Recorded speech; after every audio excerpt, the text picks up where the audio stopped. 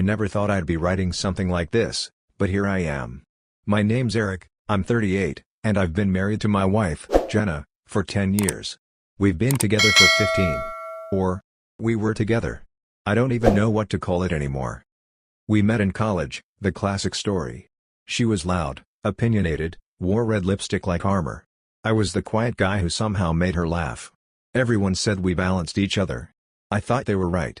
We bought a house, rescued a dog, made weekend pancakes a tradition. I thought we had something solid.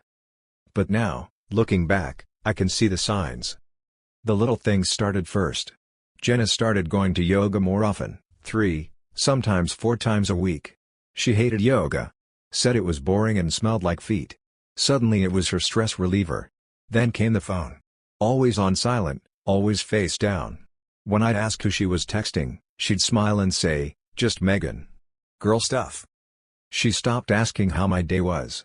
Our Friday movie nights became Jenna scrolling TikTok while I watched alone.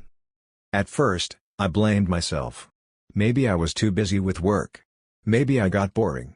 I mean, 10 years is a long time, maybe things just cool off? But it wasn't just that. It was the way she started snapping at me over nothing. How every question I asked was controlling, or insecure. I didn't want to believe anything was wrong. I ignored it. Lied to myself. I thought if I just gave her space, she'd come back around. But I was wrong. So wrong. And the worst part? I hadn't even seen the real betrayal yet. It happened on a Tuesday. Funny how life can change in a single, totally average, boring-ass day. I came home early from work, our systems had gone down, and my boss told us to take the rest of the afternoon. I figured I'd surprise Jenna. Maybe we could grab a late lunch together. Something simple. I hadn't seen her smile in days, and honestly, I missed her. When I walked through the door, the house was quiet. Too quiet. Our dog, Max, didn't even come to the door. That was weird, he always greets me like I've been gone for a month. I looked around and realized Jenna's car wasn't in the driveway. Okay. Maybe she walked to the store. But then I noticed something on the kitchen table. Her phone. That was strange. Jenna never left her phone lying around. It was practically glued to her hand like an extra limb. I stood there staring at it, debating with myself. I'm not the snooping type. I've always believed in privacy. But something just snapped in me. I tapped the screen. No password. Big mistake on her part. Messages were open. It wasn't Megan on top of the list. It was someone named Tyler, speech bubble emoji. I opened the thread. And just like that, everything fell apart. They'd been texting non-stop. Dozens of messages, all from that morning. Things like, "I can't stop thinking about last night," kissing face emoji. "He has no idea, lol. You make me feel alive in a way he never could." I couldn't breathe. I sat down on the floor. My hands were shaking. This wasn't flirting. This was a relationship. A second life. My wife wasn't just cheating, she was in love with someone else. And I had no idea. I wish I could say I was calm. I wish I had one of those quiet, controlled reactions like you see in movies, where the guy closes the phone, packs a bag, and walks out with his dignity intact. But that's not what happened. I sat there on the kitchen floor, reading and rereading those texts like they were going to change if I blinked hard enough. But they didn't. They stayed the same. Filthy. Intimate. Cruel. The worst part? She laughed at me. In writing. "Eric thinks I'm at yoga, smiley face emoji, what a clueless dork." A dork. After everything I'd done for her. I felt heat rush through my face. My heart was pounding so loud I could barely hear myself think. And then, like some kind of possessed man, I started scrolling back through the older messages. They'd been seeing each other for months. It wasn't just quick hookups. There were dinner reservations. Weekend plans. One message even said, "Let's do that cabin trip in the fall. I don't care what I have to tell Eric." I couldn't unsee any of it. That night, I didn't sleep. I sat on the couch in the dark, the phone beside me, the screen locked, but every word burned into my brain. I kept waiting for the door to open. For her to come home. For something to make this not real. Around 10 p.m., she finally walked in. Smelled like perfume and wine. She looked happy. That was the final gut punch. She looked alive. "Hey babe," she said, casual as hell. "Didn't expect you home early." And I looked her in the eye and said the 5 words I never thought I'd say. I read your texts with Tyler. Her smile didn't just fade. It evaporated. There was a long pause. Jenna just stood there in the doorway, keys still in hand, like I'd slapped her across the face with those words. I read your texts with Tyler. She blinked. Fast. Then tilted her head and actually smirked. Oh my God, Eric. Are you seriously reading my messages now? What the hell is wrong with you? That was her first reaction. Not guilt. Not fear. Accusation. She tried to flip the script immediately, like I was the villain. I can't believe you would violate my privacy like that, she snapped, tossing her keys on the counter like this was just some minor argument about dishes. Do you even hear yourself? That's controlling and abusive. Abusive. She just called me abusive. After I found out she's been cheating. I didn't even respond at first. I just handed her the phone, already open to the thread with Tyler. I watched the color drain from her face. Her mouth opened, then closed. Then she gave this pathetic little laugh. Okay, fine. Yes. I've been talking to him, she said, folding her arms. But it's not what you think. That line. That classic line. I almost laughed. She said they were just flirting, and that it was emotional support because I wasn't there for her anymore. Apparently, I work too much. I don't make her feel seen. Tyler, she claimed, understood her in ways I never could. But when I quoted the part about last night in the "I can still taste you on my lips," her eyes narrowed. Okay, she said coldly. You want to know the truth? Fine. Yeah, I slept with him. Are you happy now? Happy. She said it like I wanted this. That's when I knew, I wasn't looking at the woman I married anymore. After she admitted it, after she spat the truth like a challenge, I just stood there, frozen.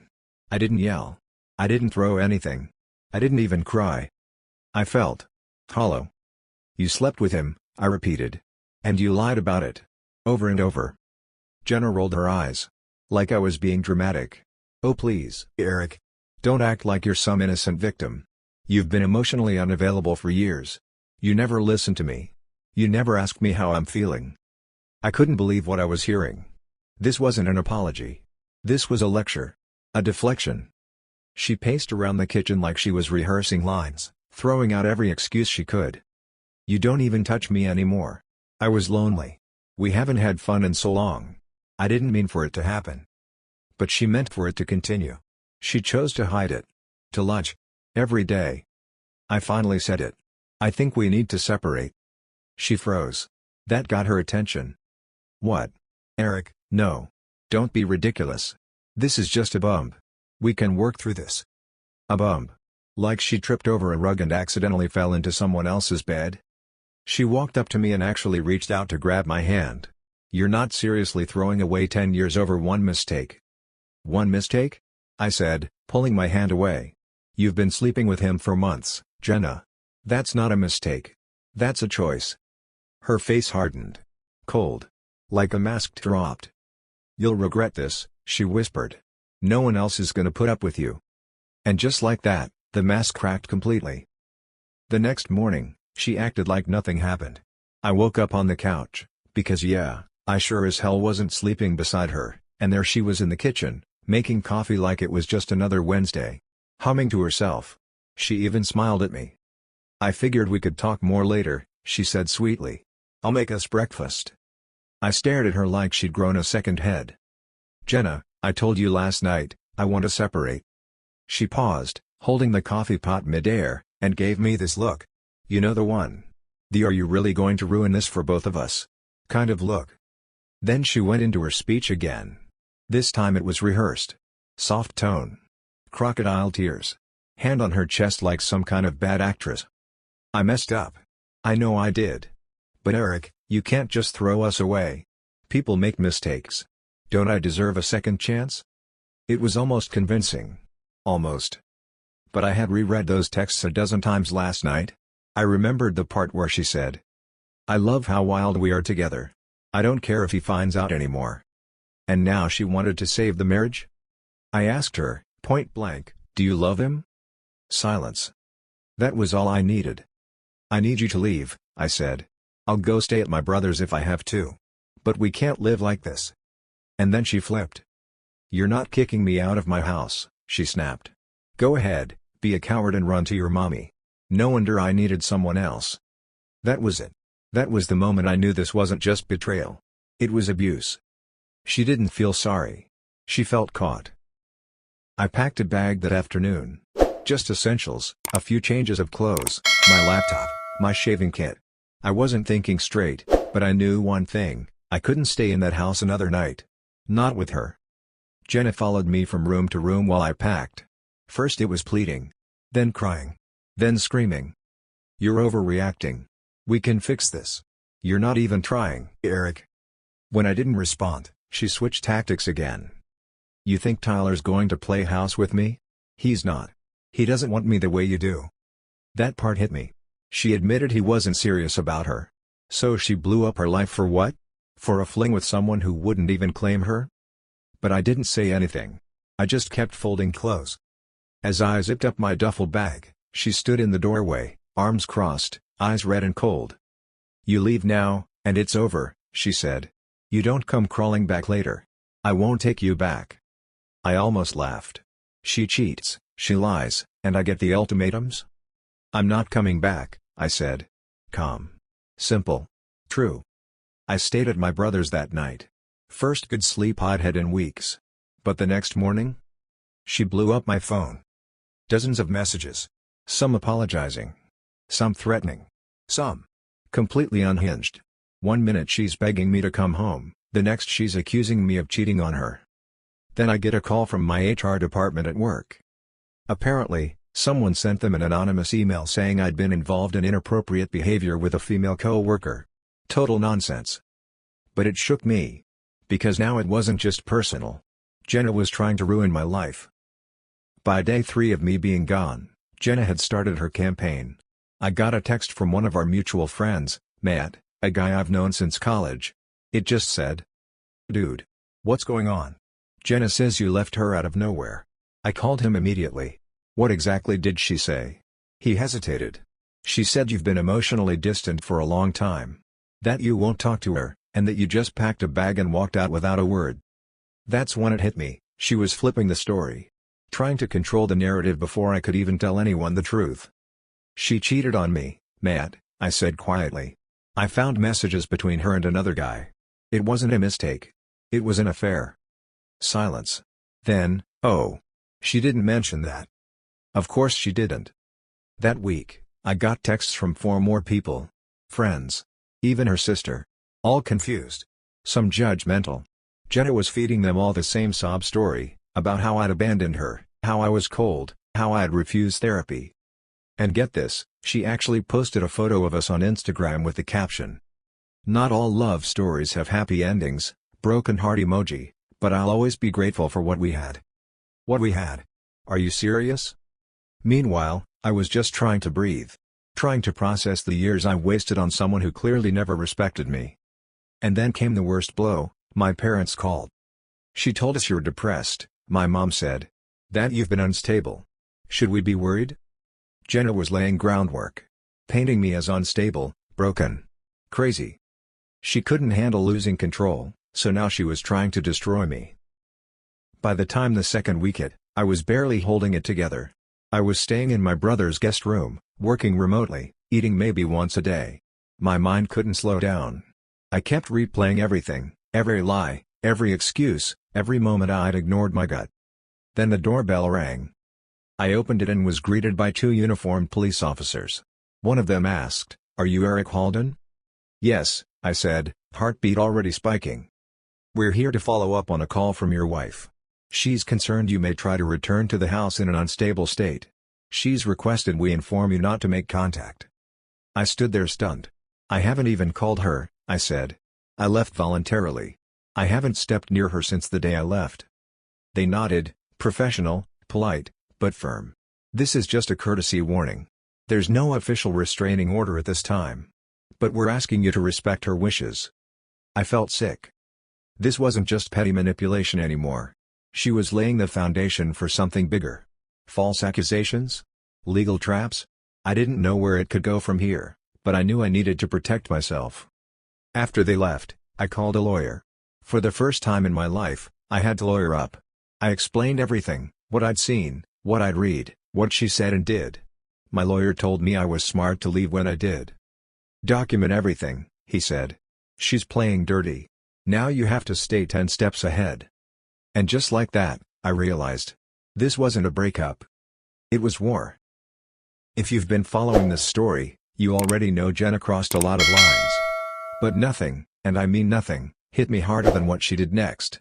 She took Max. Our dog. My dog. The one I rescued before I even met her. The one who used to curl up next to me on the couch every night. Max had been with me through layoffs, through my dad's passing, through all the messiness of life.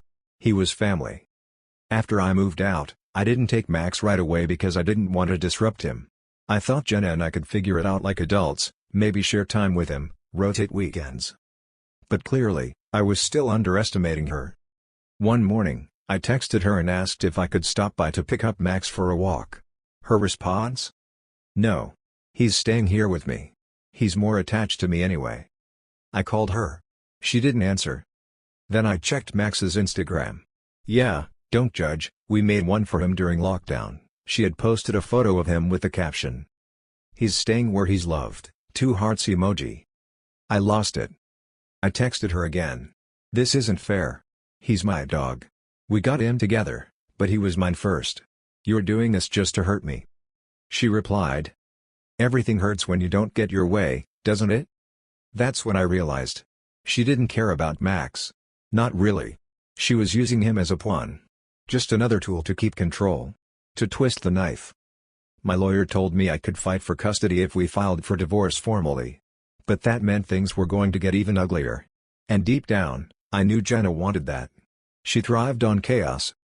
I just wanted peace. But she wasn't going to let me have that. By now, Jenna was playing every card in the book. She started demanding money, for expenses, for Max, for her therapy, whatever excuse sounded believable that day. She'd text me in the middle of the night, flipping between sobbing emojis and furious threats. "You owe me. You made me do this," one message read. "If you don't pay up, I'll make sure you regret it." I tried to stay calm, but inside I was burning. We never had separate finances before. Everything was joint. And sure, we did some fights about money before, but this was a whole different level of manipulation. I told her I'd set up a lawyer-mediated payment plan, something fair, just to keep the peace. She agreed at first, then changed her mind the next day. "You think you can buy your way out?" she sneered. It was like she wanted to keep me trapped, emotionally, legally, financially, like a rat in a cage. I started seeing the pattern. Jenna didn't want to fix things. She wanted control. And if control meant tearing me down, she was all in. But the more she pushed, the more I realized, I had to get stronger. For me. For my sanity. For the life I still wanted to build outside of the mess she created. So I doubled down on my lawyer. I started documenting everything, every text, every call, every weird encounter. Because this fight wasn't just about a marriage anymore. It was about survival.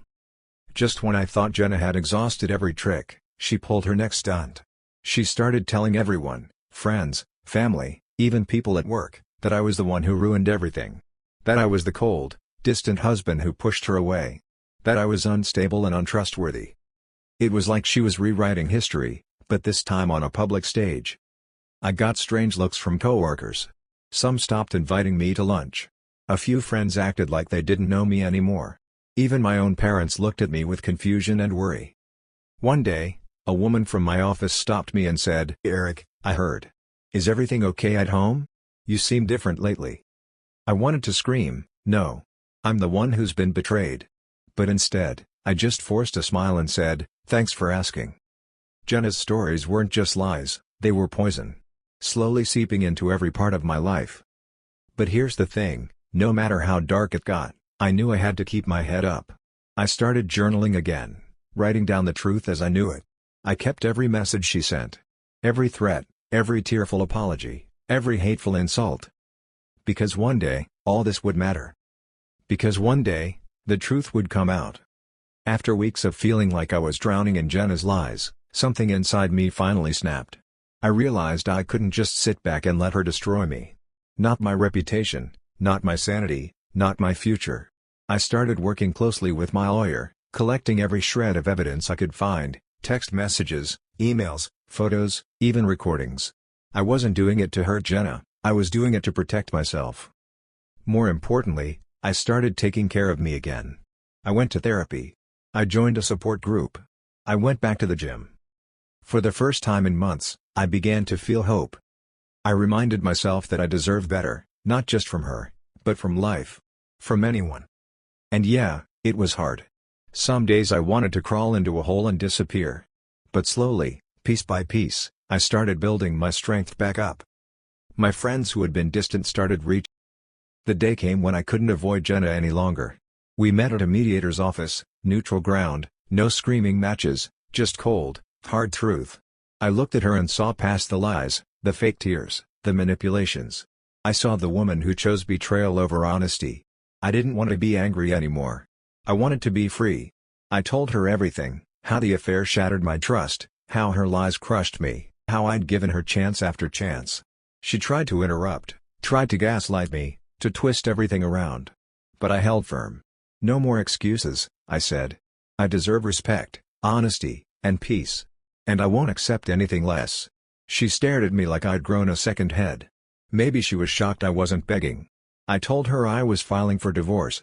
Her face flickered: anger, sadness, maybe regret, but I didn't let it break me. For the first time in a long time, I felt in control again. This wasn't just about ending a marriage.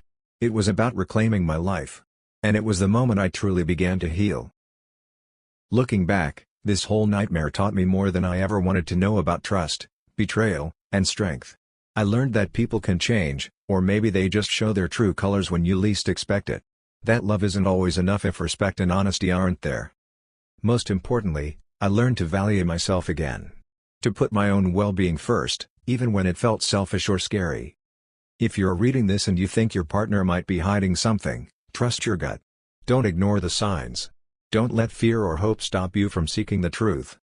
And if you find yourself betrayed, it's okay to be angry. It's okay to be broken. But don't lose yourself. Surround yourself with people who truly care, and don't be afraid to ask for help. Therapy saved me. It might save you too. This story isn't just mine anymore. It's a warning and a lifeline to anyone who's hurting. You're stronger than you think. And you deserve better. Thank you for reading and being with me through this. If this story hit home, please subscribe and share. Your support means everything, and there's more real stories like this coming soon. Stay strong.